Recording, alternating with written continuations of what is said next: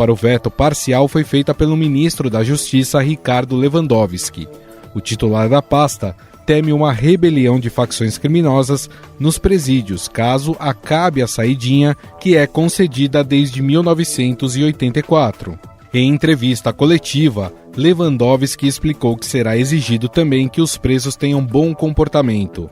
O ministro ainda justificou que é importante manter o direito dos presos de visitarem os familiares em datas comemorativas, para preservar um valor cristão. Nós entendemos que a proibição de visita às famílias dos presos que já se encontram no regime semiaberto atenta contra valores fundamentais da Constituição, o princípio da dignidade da pessoa humana, o princípio da individualização da pena e na obrigação que tem o Estado de proteger a família, que se encontra no artigo 226 da nossa Carta.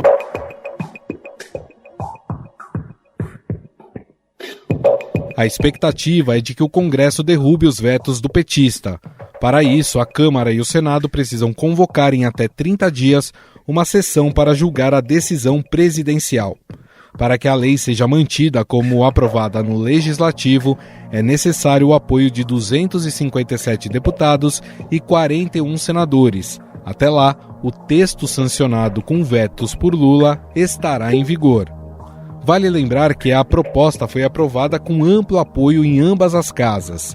No Senado, teve 62 votos a favor e na Câmara foi apoiada em votação simbólica com anuência de todos os partidos.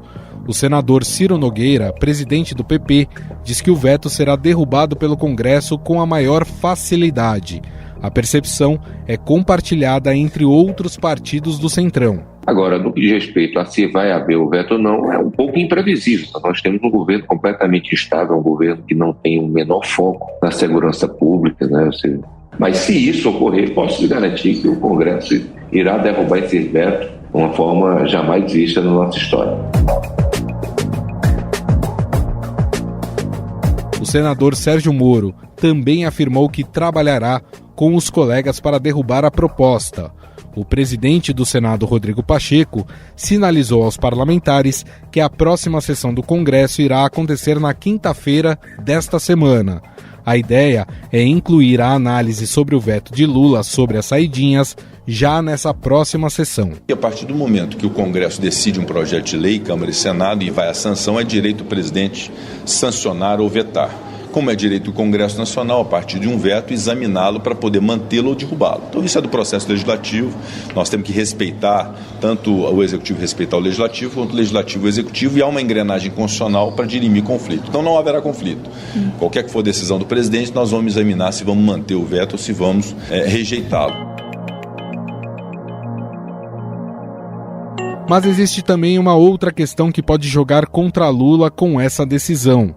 A base governista acredita que a maioria dos eleitores de Lula é favorável à limitação da saída dos presos e avaliam que, com os vetos, a baixa aprovação do governo na área de segurança pública pode ser agravada. Pesquisas internas encomendadas pela Secretaria de Comunicação da Presidência da República estão apontando que a segurança pública hoje é um tema vital para o país. Depois que a pauta do golpismo e de ataque às urnas está deixando de chamar a atenção da população, ela está dando espaço para a violência. Por outro lado, a sanção completa do projeto seria uma vitória para dois dos seus principais adversários políticos que estão à frente do texto. O relator da proposta no Senado foi o senador Flávio Bolsonaro, filho do ex-presidente Jair Bolsonaro, enquanto o senador Sérgio Moro é o autor da principal emenda da matéria. Afinal, os vetos de Lula em relação à saidinha de presos é positiva ou negativa em relação à segurança pública? Existe um real risco de rebeliões ou ataques de facções criminosas caso a saidinha seja proibida? Sobre o assunto, vamos conversar com o advogado criminalista e professor de Direito e Processo Penal, Leonardo Pantaleão.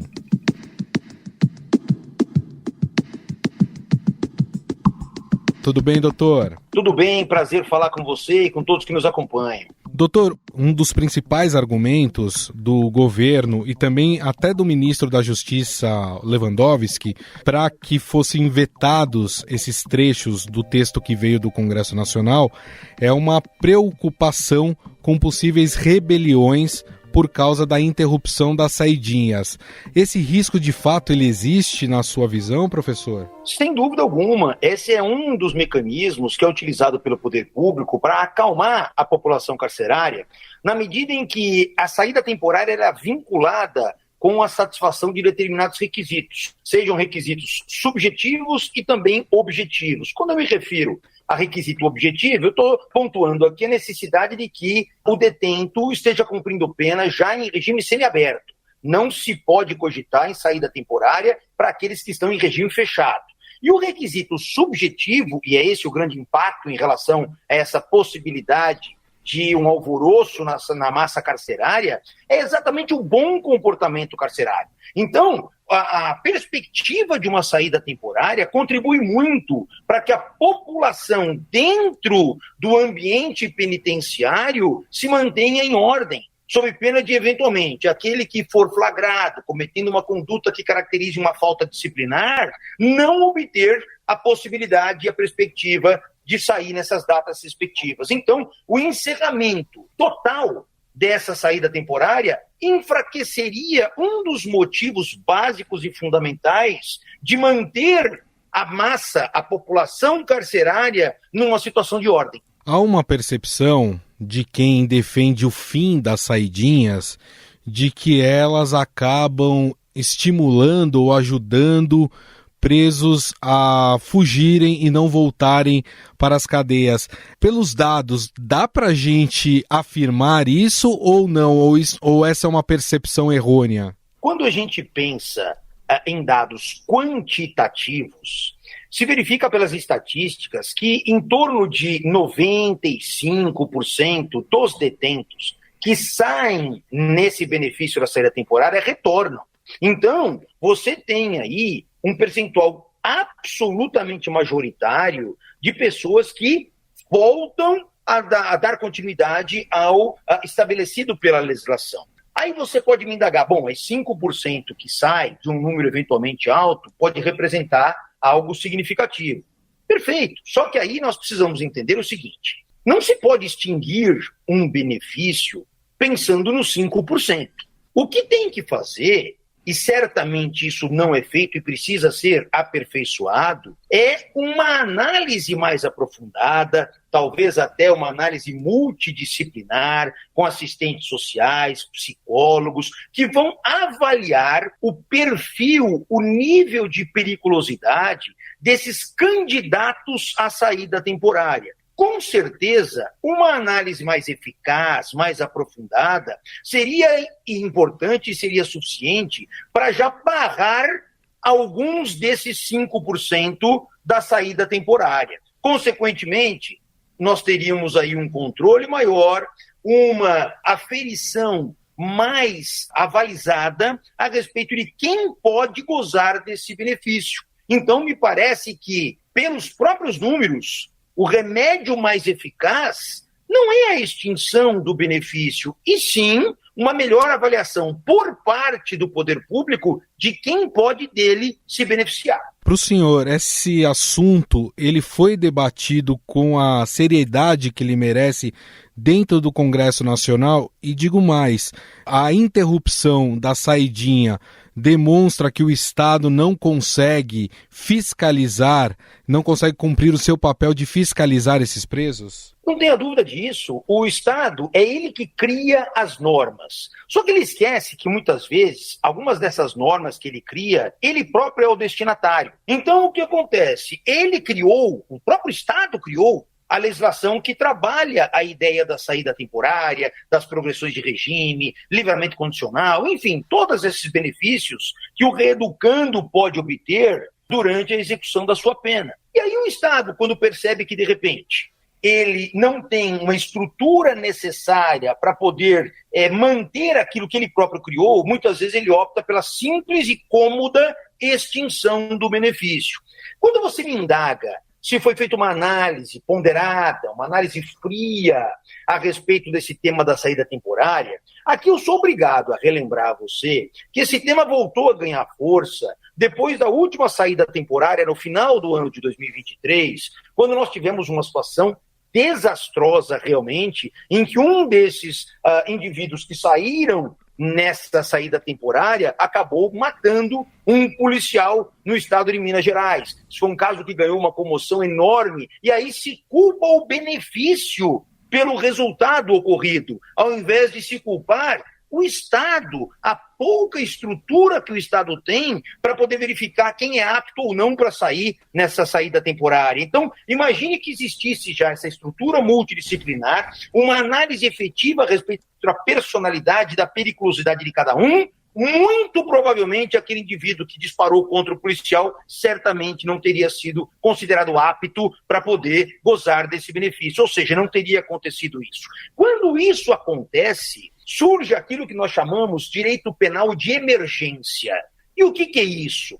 Diante de grandes situações, diante de situações que geram esse clamor social, esse verdadeiro horror público, com grande repercussão na imprensa, aí o Estado vem e diz, puxa, eu preciso acalmar de alguma forma essa situação. E aí ele toma normalmente medidas que são extremamente radicais e muitas vezes até beirando a inconstitucionalidade. Então, nesse momento, quando se discutia o fim da saída temporária, a única argumentação, ou a mais forte que existia naquele momento, era a referência ao que havia acontecido dias antes. Então, que todos que saíam naquele benefício eram perigosos e então tinha que acabar com isso e daí por diante. Não dá para a gente dizer que a análise foi uma análise fria, uma análise puramente técnica. Teve muito aspecto emocional envolvido por conta desse episódio. Agora, ainda pegando essa questão, né, do papel do governo, a princípio, né, quando foi instituída a saidinha, era uma das formas de ajudar na ressocialização desses presos. Hoje, fazendo uma análise sobre esse artifício da saidinha, ela está ajudando neste propósito da ressocialização, na sua visão, ou o governo também está falhando nisso, professor? A ressocialização ela é alcançada por diversos fatores. Ponto principal seria ofertar um tratamento minimamente digno àqueles que estão no estabelecimento prisional. Aliás, o Supremo Tribunal Federal, isso não sou eu quem diz, é a maior corte do judiciário brasileiro, já atestou que o sistema penitenciário reflete um estado de coisas inconstitucional. Porque, claro, afronta a dignidade da pessoa humana e uma série de outros princípios básicos da nossa Carta Política. E aí eu indago, ok, isso foi reconhecido. E o que mudou? Quais foram as providências tomadas a partir desse reconhecimento por parte do Supremo Tribunal Federal? Então, veja, a ressocialização, ela não é alcançada, obviamente, só com a saída temporária. A saída temporária é uma das ferramentas para se obter uma ressocialização do indivíduo a partir do momento que o recoloca de uma forma gradativa ao convívio social e também ao convívio familiar. Muitas vezes as pessoas esquecem de que quando alguém é preso, aquela família tem um rompimento abrupto da convivência com aquele indivíduo. E muitas vezes esse indivíduo, que permanece anos a fio no sistema prisional, se você imaginar que depois de 15 anos, por exemplo, sem ter tido qualquer contato com o mundo exterior, ele simplesmente ganhará a liberdade, ele vai abrir a porta ali do sistema prisional e vai enfrentar a sociedade em condições normais, isso é uma utopia. É evidente que essas saidinhas, elas têm essa finalidade. Aos poucos, ele vai mantendo um certo contato com o convívio social e, de novo, imagine um indivíduo 15 anos separado do seu ambiente familiar e ele chega e é recolocado lá, depois de 15 anos, exemplificativamente, no sistema prisional. Isso gera um dano não só para ele, mas para a família dele. Sim. É extremamente complicada essa readaptação. É por isso que a saída temporária contribui muito para essa reinserção gradativa. E é sempre bom lembrar também, né, professor, que quem tem esse benefício das saidinhas são presos que não cometeram crimes hediondos e aqueles também que têm ali um histórico de bom comportamento dentro das penitenciárias, né? Exatamente, quer dizer, nós tivemos o pacote anticrime, né? E o pacote anticrime, ele aumentou o rigor para a possibilidade desses benefícios. E aí, então, trouxe esses eventos, como você colocou. Quer dizer, o bom comportamento carcerário já existia, só que a vedação desses benefícios para aqueles que praticam os chamados crimes hediondos, né, que são aqueles crimes considerados pelo legislador de maior gravidade, de maior repulsa social, não tem todos os benefícios da lei de execução penal à sua disposição. Então, nós temos aí que ser norteados pelas leis que regem todos os princípios da saída temporária e também do cumprimento da pena. Agora, é interessante também, porque no veto do presidente Lula, em que ele permite novamente a saidinha para visitas familiares em datas comemorativas, está lá que é preciso que esses detentos estejam com tornozeleira eletrônica. Agora, minha pergunta é, o Estado tem condições financeiras e de fiscalização para colocar tornozeleira em todos aqueles que são beneficiados pela saidinha? Aí eu já vou até antecipar para você. Me parece que é evidente que não. Só que é mais uma vez o Estado criando regra e compromisso para ele próprio. Se ele não tiver condição de cumprir, eu pergunto a você, ele não pode prejudicar o jurisdicionado por uma incapacidade dele próprio. E isso vai acabar culminando na seguinte situação. Olha, se você preenche os requisitos objetivos e subjetivos para a saída temporária, mas o Estado não consegue te dar uma tornozeleira eletrônica, o Poder Judiciário não vai ter alternativa a não ser dizer o seguinte, olha, saia sem a tornozeleira eletrônica. Porque o reeducando não pode ser punido por uma incompetência, por uma ineficácia do próprio poder público. Então, se o próprio poder público não tem condição de cumprir aquilo que ele próprio estabelece, isso não pode acabar atingindo o direito adquirido por lei do reeducando. É quase que evidente, professor, de que o Congresso Nacional vai derrubar esses vetos do presidente Lula.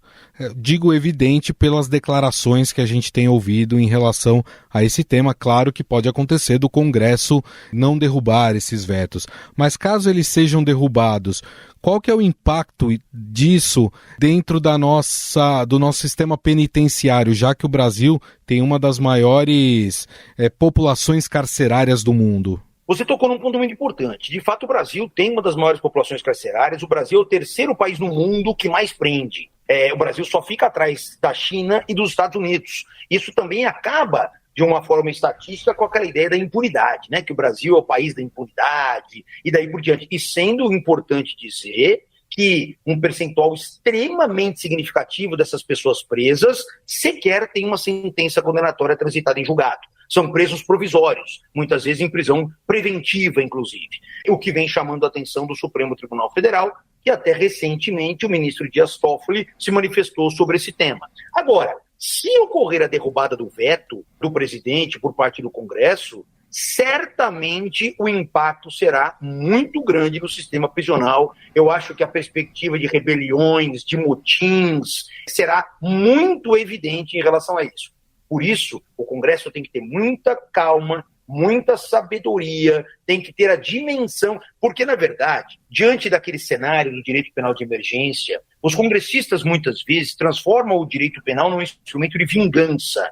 O direito penal não é um instrumento de vingança. Por isso que, muitas vezes, as pessoas se frustram com o direito penal, porque esperam dele aquilo que não é da sua essência. Então, quando o congressista entende que ele vai pegar o direito penal, as regras penais vigentes, e transformá-las em vingança, caçando benefícios, fomentando o sofrimento de pessoas que estão dentro do sistema carcerário, como se não fossem, por exemplo, seres humanos e não merecedores dos princípios básicos da nossa Constituição, certamente algum tipo de resposta virá. Então, que isso seja muito bem refletido. Eu tenho a impressão que o governo vai articular bastante no Congresso Nacional para poder compor essa situação de uma maneira a evitar grandes problemas como se avizinham. Inclusive, existe a informação que o governo tem procurado entidades religiosas e as próprias igrejas que fazem um trabalho social dentro dos presídios para que eles também façam ali um apelo, conversem com deputados, principalmente aqueles deputados ligados a essas igrejas, né, para que não derrubem o veto, explicando a importância do trabalho que eles fazem dentro dessas prisões, né, professor? Isso é importante. Todas as armas que puderem ser utilizadas dentro de um sistema democrático, dentro de um sistema que permita a livre discussão, a livre manifestação de pensamentos entre os congressistas, vai ser utilizada e deve ser utilizada. Uma democracia é isso, mas as pessoas têm que entender que determinadas situações podem gerar reflexos, muitas vezes, absolutamente imprevisíveis. Então, como nós temos no Congresso, muitas pessoas que não são da área do direito penal, que não são sequer da área do direito, talvez não consigam alcançar com muita facilidade o potencial que algo desse tipo pode causar. Agora, mais do que isso, porque também entendo que a sociedade e o Congresso não podem ser refém do sistema penitenciário, porque daqui a pouco, então, o sistema penitenciário vai começar a fazer outras exigências e, com medo de rebeliões, o Estado vai ter que ceder. Não é nem esse o principal argumento. O principal argumento é exatamente o objetivo da pena. A pena no direito brasileiro ela é polifuncional. O que significa isso? Ela tem várias funções. A função de prevenir, de reprovar e ressocializar. Você tirar a saída temporária, você enfraquece muito uma das finalidades da pena. Então, tecnicamente, é que eu recomendo que essa análise seja feita. Bom, nós conversamos com o advogado criminalista, professor de Direito e Processo Penal, Dr. Leonardo Pantaleão, que mais uma vez nos atendeu gentilmente para falar sobre esse assunto referente às saidinhas de presos dos presídios. Professor, gostaria de te agradecer mais uma vez, muito obrigado pela entrevista. Eu que agradeço, é sempre um prazer conversar com vocês e até uma próxima oportunidade.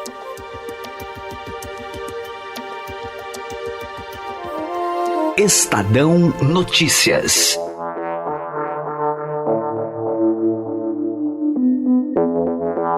O Estadão Notícias vai ficando por aqui. Contou com a apresentação minha, Gustavo Lopes, o roteiro, produção e edição são minhas, de Jefferson Perleberg e Gabriela Forte. A montagem é de Moacir Biasi. Mande sua mensagem ou sugestão para o nosso e-mail, podcast@estadão.com. Um abraço e até mais.